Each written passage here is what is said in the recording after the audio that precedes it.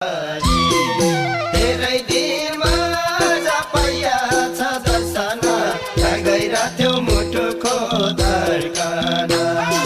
धेरै दिनमा zapaya छ दर्शन गइरहेथ्यो मुटुको